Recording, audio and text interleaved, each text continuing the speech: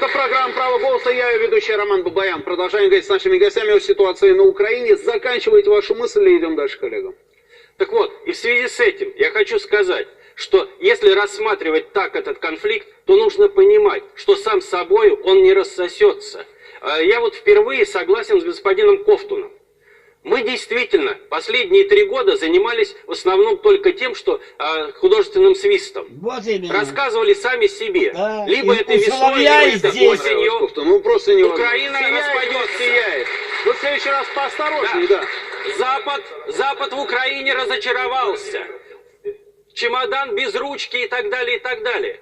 История с миротворцами показывает. Запад не ищет компромиссов. Запад желает полной капитуляции России и полной кровавой зачистки Донбасса. Да. Вот чего желает Запад. В связи с этим нужно нам думать, что делать, и понимать, что за нас Запад эту проблему не решит. И вот здесь, скажем, про которую говорил я Олег хочу сейчас как да раз об этом сказать. Не отбивайся, ты ведешь грязь. Точки зрения. Одна Ты точка не зрения, знаешь, как что ты грязь все ведешь. перемелется. Я Ничего уже давно страшного, не разочаровался ассимилировали в тебе. тех, не ассимилируют этих. Лет через 10 наступит мир да благодать. Да. Вторая точка зрения о том, что нужно наносить чуть ли не ядерные удары, именно ядерные удары прозвучало, по Южмашу, Николаевскому судостроительному заводу, давайте по Киево-Печорской лавре нанесем ядерный удар Олег и так Викторович, далее. ну что, обязательно ядерные удары? А другого не понимаю. Может быть, не ядерные хотя бы? Смотрите, другого не понимаю. Ведь практически все эксперты говорят, что так или иначе, да, Россию вынуждают к капитуляции. Россию требуют, чтобы мы от всего отказались. После сдачи Донбасса потребуют сдачи Крыма. После сдачи Крыма не остановится, устроит судилище. Единственная сдерживающая вещь для всех врагов России, это когда они будут четко понимать, что у нас рука не дрогнет, что мы нанесем любой ядерный удар в защиту нашей страны. Вот только тогда Россию будут бояться. Вот только тогда они ничего не будут делать. Сейчас они поставляют радиолокационные станции, через полгода будут поставлять самолеты американские, танки, а потом пойдут на Ростов. Если вы каждый раз по каждой проблеме будете рассказывать о кнопке, то вы будете выглядеть... Это не уровень, это, к сожалению, реальность. Вы понимаете только кнопку. Вы, враги России, понимаете только кнопку. Все. Вы, враги России, понимаете только кнопку. Да, Игорь, Роман, сейчас заканчиваю. Заканчиваю. Вот мы сейчас... Я же Да, говорю, конечно, что Минские добро соглашения не не идеальны. приведет, Все, что мы Роман. делаем в деле примирения, так как по той старой песне, как говорил гроссмейстер Тартаковер, уж лучше план плохой, чем никакого. Да, Минские соглашения план слабый. Вот миротворцев тоже не стопроцентная история, вспомните Руанду 94-го. Но это все равно шаги к миру. То, что Порошенко 3 года Никакого говорил о том, шагов. что нам нужны миротворцы, Надо сразу а Путин устанавливать нес мир. эту Хватит эту инициативу либеральщину всех лет, разводить, то, что Украина не жидовскую. протестует российский проект резолюции, а вносит в него поправки, Да, это да, говорит да, о том, что мы поправочка готовы чуть-чуть договариваться. левее, чуть-чуть правее. Поэтому я прошу меня все-таки не перебивать. В общем, не Донец, говорить о давайте ударах по вооружайтесь Украине, это и пугает вперед украинских погнали. граждан, и говорить, Жиды что русские не помогут вам. Вот прямой вопрос, зачем вам оружие, если вы хотите мир? Сейчас, друзья. Вадим, Он уже контроль потерял. Никто на Украине не рассматривает этот проект. Работа Волкера. Есть телефонные разговоры президента в нормандском формате. а, То есть жидовочка. процесс идет. Давайте сейчас Куда ему идет? поможем. Куда не надо идет? нас пугать, мы не боимся. Мы за 3 года не боимся ничего. Правильно, Они потому за что 3 видишь, года что дальше боятся. пиздежа никуда не идет.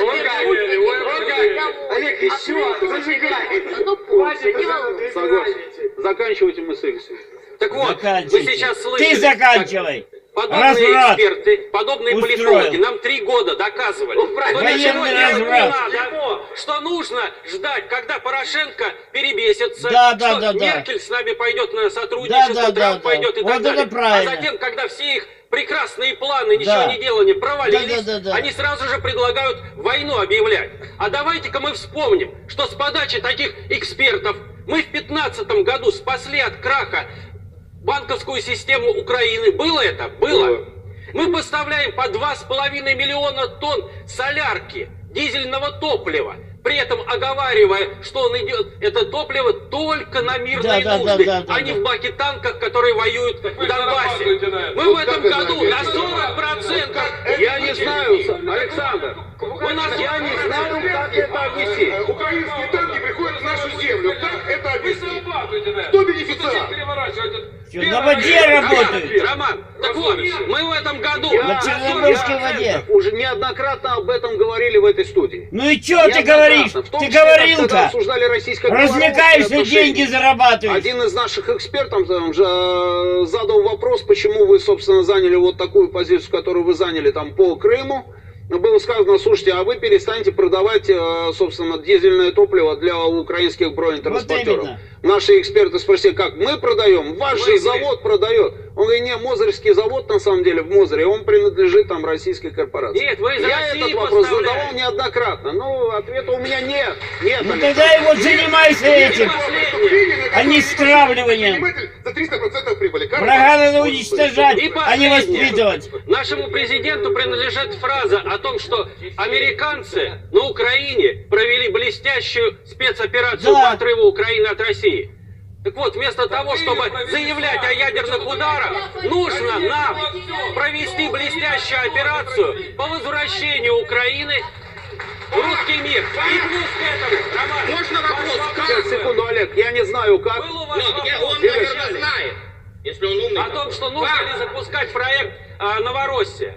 Я напомню один факт. Новороссию слили еще в 14. Помолчите, пожалуйста. Да, помолчите, помолчи, тоже Когда завоевался. в 2018 году... ядерный удар надо сделать, тогда бы не слили.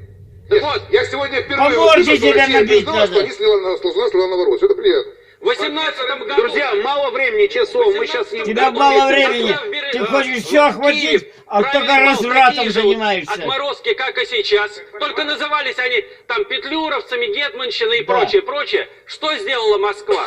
Она переучредила Украину, создала Украинскую ССР, создала альтернативную государственность и соединила Украину и Россию в единый Советский Союз. Янина, И мы должны отвалите понимать, от что посла. все, что сейчас происходит, это прямой результат распада Советского Союза. А подобное лечится подобным. Не воссоединив, мы этого не сделаем. А сказать, что мы ничего не можем сделать, мы и не начинали. Все, хорошо, теперь самый главный вопрос, друзья. Мы можем говорить про, там, я не знаю, запуск какого-то нового проекта, можем еще там что-то. Можем говорить, Ты секунду, болтун. Вячеслав. Роман, я тобой недоволен уже давно. Да. Еще был такой Наполеон Бонапарт, на Корсике родился. Не мешайте мне задавать вопрос. Да. Да ты Можем что дело-то угодно не говорить. задаешь. И про проекты, и про ядерные удары, и не про ядерные удары, и про миссию ООН, Не надо и про ядерных. и про миссию ОБСЕ. Я задаю вопрос эксперту, не мешайте мне, пожалуйста. Но на самом Максим, вы понимаете русский язык? Но на самом деле главное в настроениях людей. А вот с настроениями людей Тебе уже у по нас морде большие скоро проблемы. начнут бить и Вот по украинские. всем опросам, замерам, по крайней мере, которые Болтун. проводились там на протяжении вот этого промежутка Политболтун. времени, мы наблюдаем рост людей на Украине, которые считают Россию врагом. Мы наблюдаем рост Из-за людей тебя. в России, которые считают Из-за Украину тебя, врагом. потому что вы не оказываете им Мы помощь. наблюдаем рост людей на Донбассе, Вместе со которые своим считают, что еврейством Россия всем. там предает Донбасс и начинают не любить Россию так же, как они не любят Из-за Украину, тебя, которая их убивает. прежде Что с этим всего. делать? Ты лицо России. Пока мы Мажешь находимся в той руками тут. реальности, вот как в студии сейчас, это та лакмусовая Да. бумага, которая показывает, говорит вернее о том, что это верх вот этого безумия, если Да. уже на уровне экспертного сообщества проявляется. Представляете, реально, вот то, о чем сегодня говорили, вот то, что каким тоном, о чем и что, вообще это впечатляет сильно. На самом деле, вот люди, которые никогда не будут подставлять свою голову, они говорят о войне, как будто они генералы. Понимаете, вот в чем дело? Я вон Сашу поддерживаю здесь в этом плане. Вот, понимаете, вот люди, которые никогда не рисковали своей жизнью, говорят такие вещи, о которых, в общем-то, становится дурно, по большому счету. Есть еще один момент. Вы говорите о смыслах, которые происходят, и что мы видим здесь. С кем и как договариваться, если здесь Да. не на грамм и не на метр мы не приблизились к какому-то компромиссу, хотя бы Болтовней интеллектуально. занимаешься Не на метр. каждый вечер. Если говорить о тренируешься. перспективах, у нас вот как бы Красавец. строим некие прогнозные Арапов. оценки. Я попробую тоже дать свой прогноз.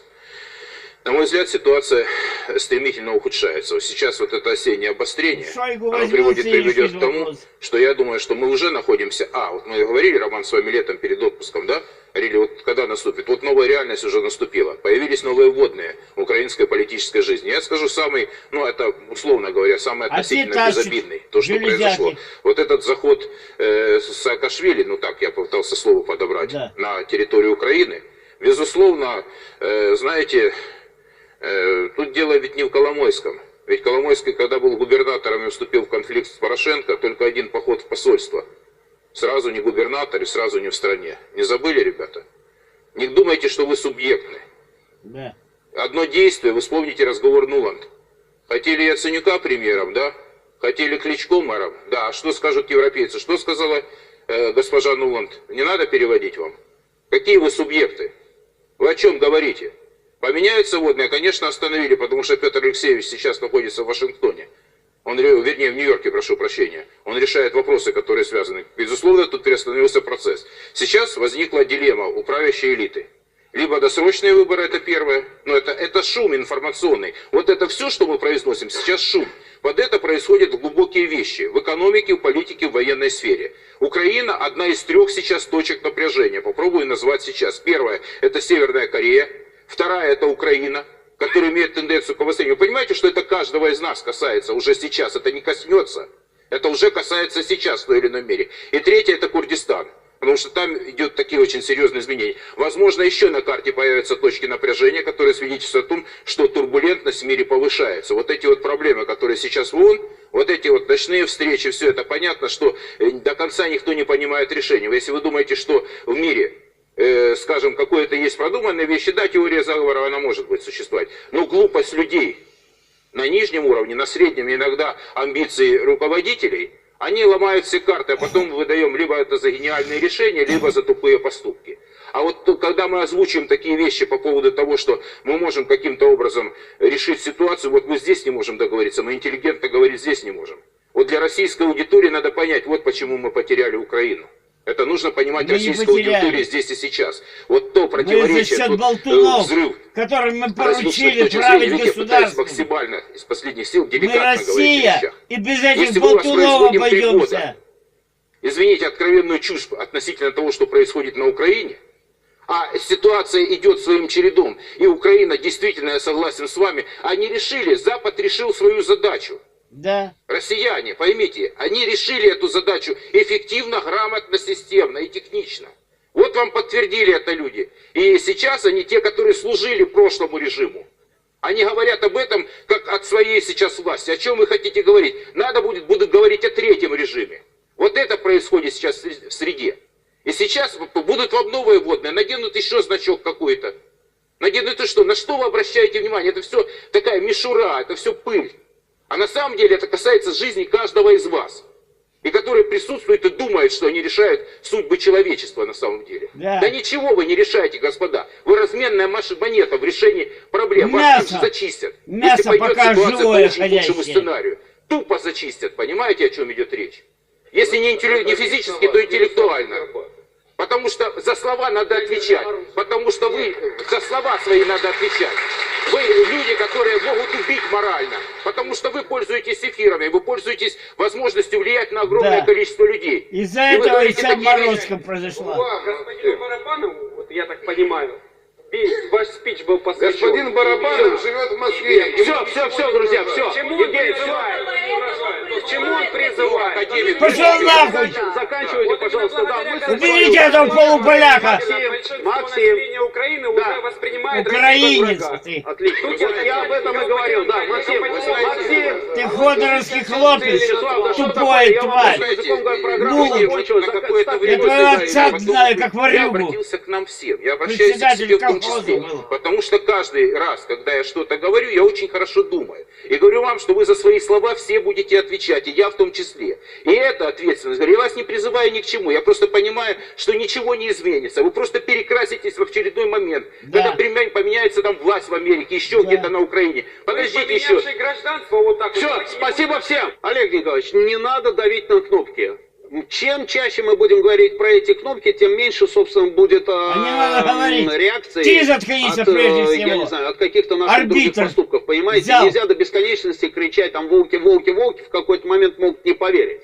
А потом я согласен абсолютно, что не нужно там угрожать Украине, потому что в первую очередь нужно понимать, что угрожаем обычным людям, а не этим негодяям, которые сегодня принимают от их имени и от имени украинского государства какое-то решение. Но с другой стороны, наблюдать за тем, что там происходит, вот так вот, как мы наблюдали на протяжении вот этого вот числа лет, нельзя, потому что иначе мы отстаем по всем направлениям. Да. И отстаем по всем направлениям. Слушайте, мы каждый раз констатируем, не хотят выполнять Минские соглашения. Ну что значит не хотят? Значит, нужно как-то более активно действовать, чтобы они начали выполнять эти соглашения. А тебе говорят, они не хотят, другой они не хотят, здесь они не могут, другой не может, а мы одни только ноты протеста. Нужно каким-то образом менять вот тебе меньше надо болтать и пускать болтунов. Может быть, тогда что-то получится, а так будем проигрывать.